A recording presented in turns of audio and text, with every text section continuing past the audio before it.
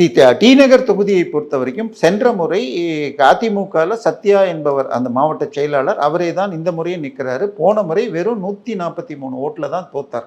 So அதனால ரொம்ப ரொம்ப கடினமான சீட்டு. அங்கே இப்போ பிராமின்ஸ் அதிகம்ங்கிறது எல்லாருக்கும் தெரியும். அதனால அதிமுக பாஜக ஒன்று சேர்ந்து இருக்கிறப்ப உங்களுக்கு அந்த சீட்டு கஷ்டமாகும். ஆனால் நீங்கள் சொன்ன அளவுக்கு போன முறை நின்ற கருணாநிதி யாருன்னு சொன்னால், நீங்கள் டி நகர் பஸ் ஸ்டாண்டுக்கு போகிறதுக்கு முன்னாடி ரங்கநாத் ஸ்ட்ரீட்டில் நுழையிற கார்னரில் அன்பழகன் பழக்கடைன்னு பார்ப்பீங்க.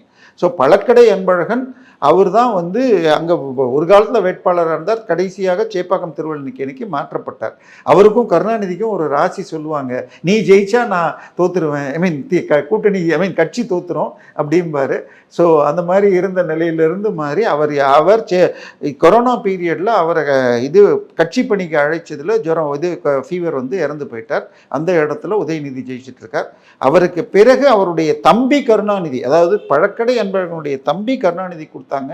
இந்த முறை ரொம்ப கெட்ட பேர் உண்டு அவருக்கு. அதனால அவருடைய மகன் பழக்கடை அன்பழகனுடைய மகனுக்கு இப்போ கொடுத்துருக்காங்க. ஸோ ரொம்ப கஷ்டமான சீட் தான். டி நகர் அதிமுக கூட்டணிக்கு வெற்றிக்கான ஒரு வாய்ப்பு சீட்டு தான் அது. அப்போ புஷி ஆனந்த் அவர்கள் நம்ம எதிர்பார்க்க முடியாது. புஷி ஆனந்த் 3வது இடத்துக்கு வர்றது கூட கஷ்டம்.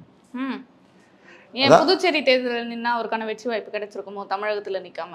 இல்லைம்மா, அதாவது ஒன்று புரிஞ்சுக்கங்க, இது ரசிகர் கூட்டங்கிறது வேற, ஓட்டுங்கிறது வேற. இன்னொன்று, விஜய் நடத்தின கூட்டங்கள் எல்லாம் 5000 பேர் சேர்க்கிற மாதிரி நிர்வாகிகள் கூட்டம் 2 தான். விக்கிரவாண்டியும் மதுரை 2 மட்டும்தான் மாநாடுன்னு போட்டது. மீதி எல்லாமே போலீஸ் கட்டுப்பாட்டுடன் 5000 பேர் நீங்கள் கூட்டம் சேர்த்து அதில் கூட்டம் வருதுங்கிறீங்க. ஒரு தொகுதியிலேயே குறைஞ்சபட்சம் 2 லட்சம் வாக்காளர்கள்.